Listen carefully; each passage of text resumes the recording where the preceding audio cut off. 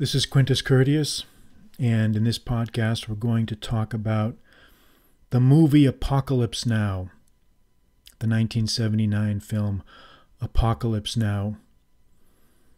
And this is a great movie to talk about because there's so much material here. There's just so many themes, so many great scenes, so many ideas, so much here to this movie. And I like to talk about movies anyway. I've always liked to do that. You know, I used to do it a lot more on my site, but I felt like people did not fully share the enthusiasm that I had for a lot of these movies. But Apocalypse Now is special, and somebody on Twitter recently asked me to talk about it in a podcast, and I thought, okay, maybe now's the time to do that.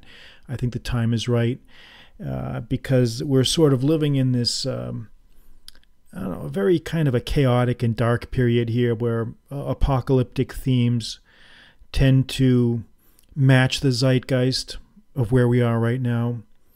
So I think it's worth talking about a little bit. So let's dive right into it. Apocalypse Now, 1979. This movie was released, and you know my first acquaintance with Apocalypse Now was in college. I can't remember what year it was. It may have been sophomore or junior year in college.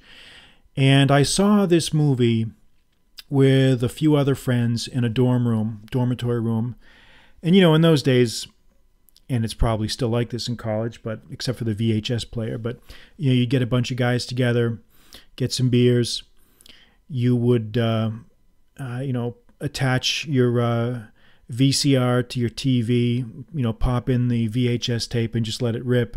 You know, if you were lucky, you had some good speakers, you would be able to get some of the surround sound experience. But that was my first acquaintance with the movie. I remember my parents saw it back, I think a year or two after it came out in the early 80s.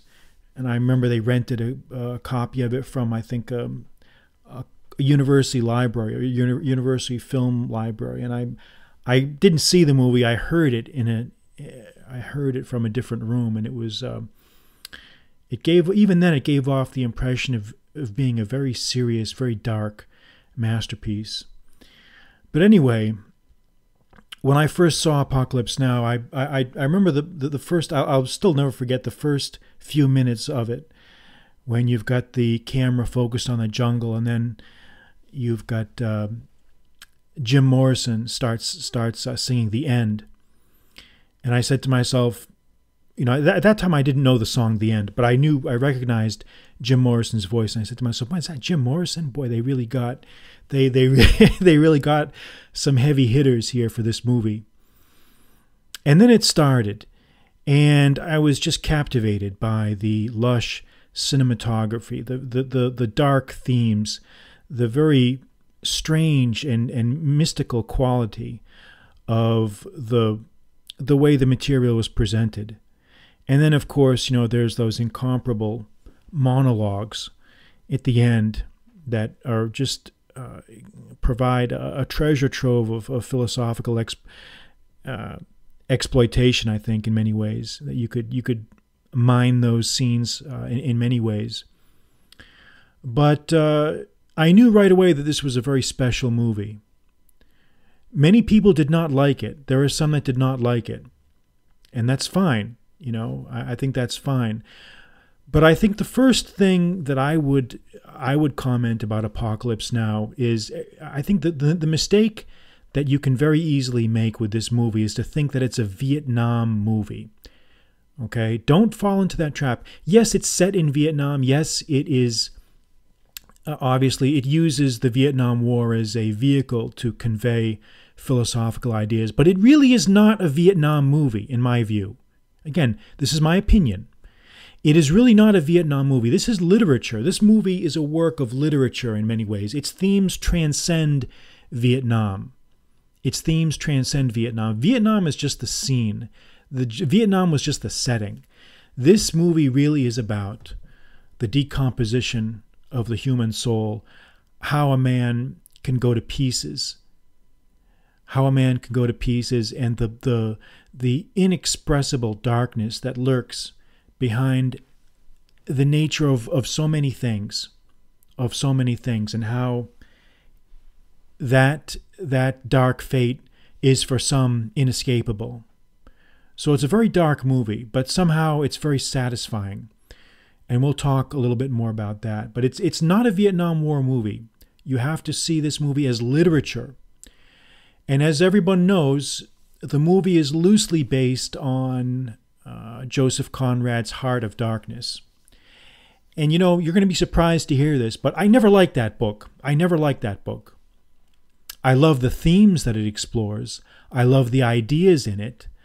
But the writing, I found it to be just tiresome and tedious. I felt that way when I first read it years ago, and I tried again. I listened to an audiobook version of it a few months ago. And it was like getting your teeth pulled. It takes Joseph Conrad about 5 pages to say something that he could say in 2 paragraphs. And it's just all of this just empty sentences that lead nowhere. Again, that's just my opinion. It's not his best writing. I think he's Youth, a narrative I like, and Lord Jim is good. But there's something about Heart of Darkness that was not to my liking. But in any case, it's still a great book, and I would still recommend it, even though I didn't like it, because the themes that it deals with are so great and are so relevant that they can't be ignored. Now, the way this movie started to get... This movie was in production for a long time. John Milius, who was a very sort of masculine-oriented screenwriter for movies, he actually had volunteered. Interesting thing about this guy, he had volunteered to try to go to Vietnam. He actually wanted to go, but they rejected him because he had asthma. But he wrote some major screenplays. The only one I can remember, I think he wrote the screenplay to Conan the Barbarian. And he wanted to make something of Conrad's book in a Vietnam War setting. And the screenplay underwent many drastic revisions over the years. At first, they were trying to get George Lucas to direct the movie. He declined. Francis Ford Coppola took it on, and he rewrote much of Milius's script, and it eventually just ballooned into about 1,000 pages of writing. And this is a movie that was in production, then shelved, then in production, shelved for many years. The idea to make this first came, I think, in like the 1969 or 1970, and it took it took 6 or 7 years before this movie finally got off the ground. Also, some of the legendary problems was the casting. It seems like every major Hollywood actor was approached for some role in this movie. Harvey Keitel, Steve McQueen, Clint Eastwood, Jack Nicholson, even Al Pacino. And most of them just did not want to be away from the United States for that long. The commitment involved like being in the Philippines for 3 weeks. This gives you an idea of kind of what chicken shits in many ways, and in my view, a lot of these Hollywood prima donnas are. Steve McQueen demanded $3 million to play Willard, to play the role of Willard, and he did not want to be in the Philippines for 3 weeks. So this is a guy who couldn't just suck it up and be away from the States for 3 weeks for a $3 million paycheck in the Philippines. He just couldn't do it, or didn't want to do it. I mean, it's just, again, the mind boggles at some of these, the attitudes of some of these actors. And many of the others didn't want to be away that long either. I mean, here was a chance to be part of something very special, and none of them could put aside their little Southern California lifestyles, their movie star lifestyles, just to suck it up and just to help create something that was great art. But again, that's how it is. So finally they settled on a cast, And then they were not able to secure the cooperation of the U.S. Army. They wanted the cooperation of the U.S. Army. The U.S. Army was not interested. So they flew off to so Coppola flew off to the Philippines, was able to get the help of the Philippine government. Ferdinand Marcos at that time was the authoritarian ruler of the country, and he promised support. And they built all these expensive sets, and then the sets were destroyed by a typhoon. I think it was Typhoon Olga or something like that. And then other problems happened. Dennis Hopper had some drug issues going on. Martin Sheen apparently had a nervous breakdown and a heart attack. I guess they started casting Harvey Keitel originally in the role of Willard, and he didn't work out. No one really. I've never really heard an explanation of why he was replaced, but I think it was the right decision. I just don't see him out there on the river playing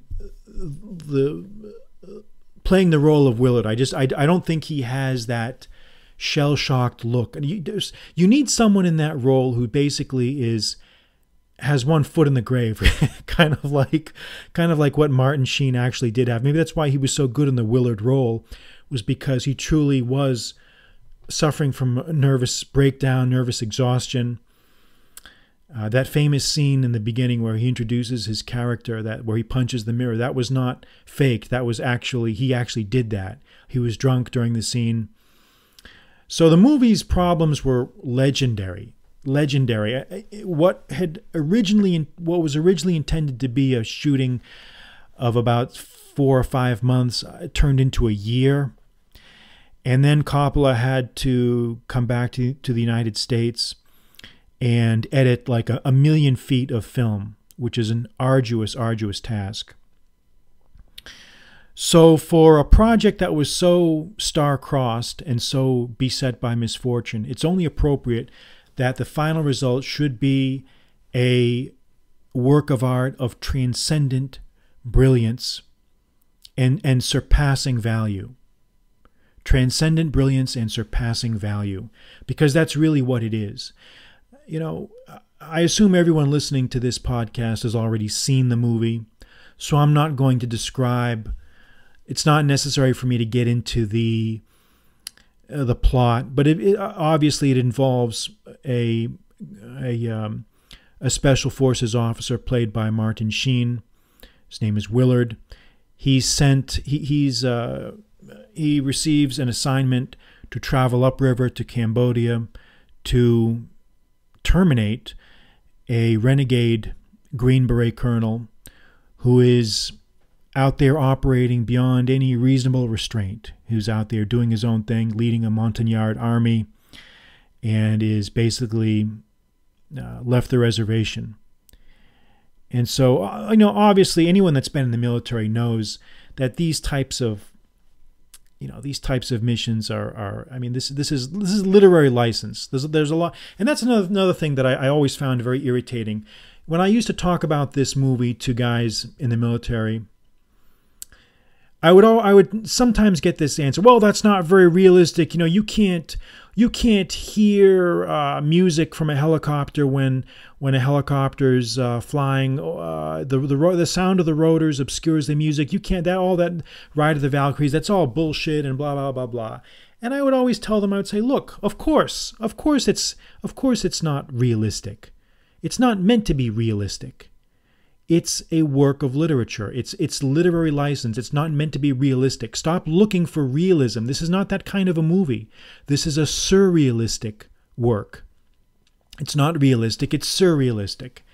And it is deliberately done that way to convey higher truths about human nature, about life, about existence, that maybe are difficult to reach through the normal medium of realism. Sometimes you have to get out of realism and you have to get into surrealism. And that's really where the cinematography of Apocalypse Now really is such a brilliant triumph. You've got this very, very artful use of camera and music, and shots that are kind of overlaid with each other. It's a film technique. I'm not sure what they call it, but double exposures, maybe. I'm not sure what they call it, but you've just got so many great scenes in that movie that help to convey this idea of souls in chaos, souls heading for destruction. And when Willard finally reaches the Colonel Kurtz compound, everything is just right. The culmination of the movie just fits perfectly because you've reached the end of the line. You've reached the final state of disorder of the mind, the final state of corruption of the soul. And yet you have this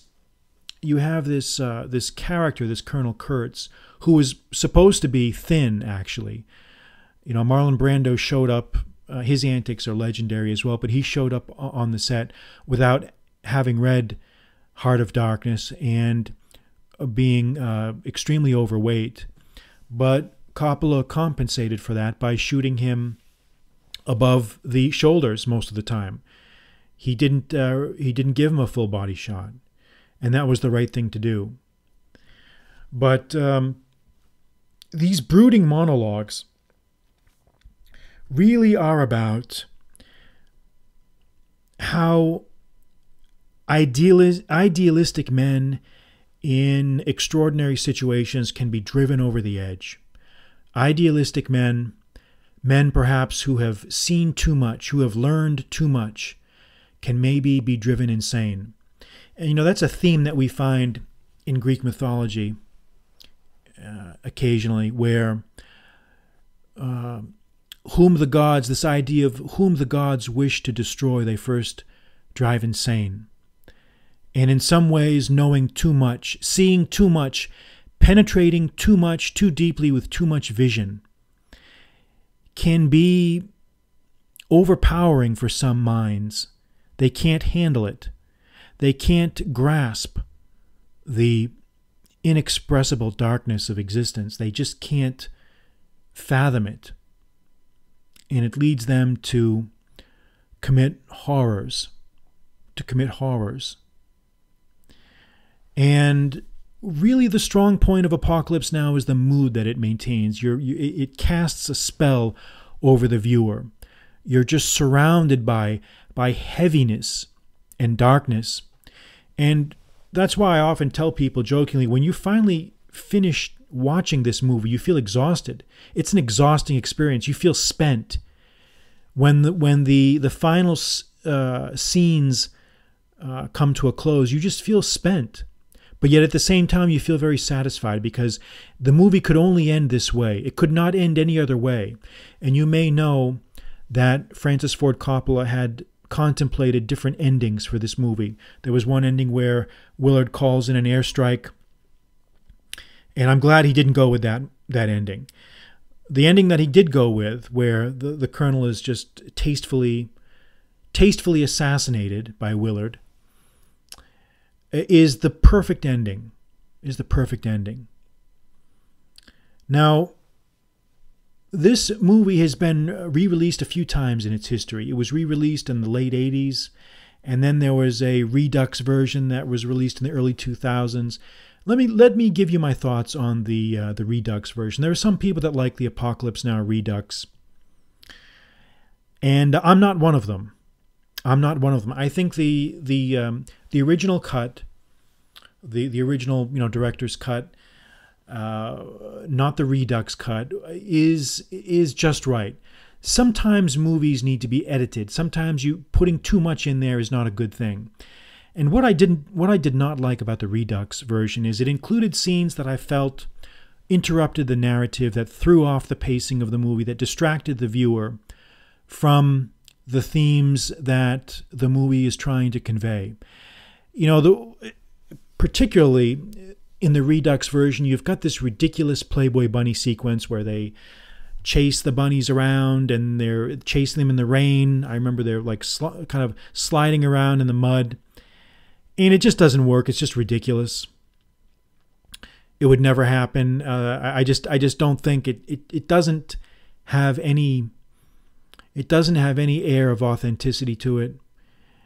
And also this French plantation sequence that you see in the Redux version, this extended, it's like a 15 or 20 minute scene where Willard meets a French colonial family that's still a holdover from the old colonial days, and they're there enjoying dining in this table and like living this sort of great expectations existence where they're living in the past. I don't know. Some people like it. It's not a bad sequence. It's not. But it just doesn't go with the movie. It interrupts the flow of the narrative. In my view, it interrupts the flow of the narrative, and it was rightfully cut out. But then again, decide for yourself. Decide for yourself, because my opinion is just one man's opinion, and opinions may differ. Now, I suppose in a podcast like this, it's inevitable that I might want to talk about some of my favorite scenes from the movie. And there are a few, really. I love obviously the final execution sequence at the end when Willard's head comes out of the water, and he's in camouflage paint, and he walks on down the hall with his machete, and he terminates the colonel's command to the sound of the doors is the end. It doesn't get any better than that. It doesn't get any better than that when it comes to film art. And I'd read somewhere that the Doors actually gave Coppola access to some of their unreleased tapes, unreleased recordings of the end. And that's why you'll find some of the version that's used in the movie, you can't really find that precise version anywhere else. I like that scene. I love the scene where the chief is impaled by a spear, and he says, a spear, as he's penetrated by this spear. The only two words he says are a spear. I mean, it's just a great and strange incident. And there's just a lot of other scenes in there. I was never really a big fan of the whole Colonel Kilgore, the Robert Duvall. I mean, it's fine. There's nothing wrong with his little shtick, his antics. Robert Duvall does his thing, and that's great. But I didn't really think it was as great as everybody said it was. I kind of like the more introspective moments. Where you've got Martin Sheen in his little BOQ room, bachelor officer's quarters there, and the sheets are bloody, and he's been drinking, and it's staring at the ceiling fans. You have to have been in the military to appreciate that scene. And I'll just leave it at that. I guess I'll just leave it at that.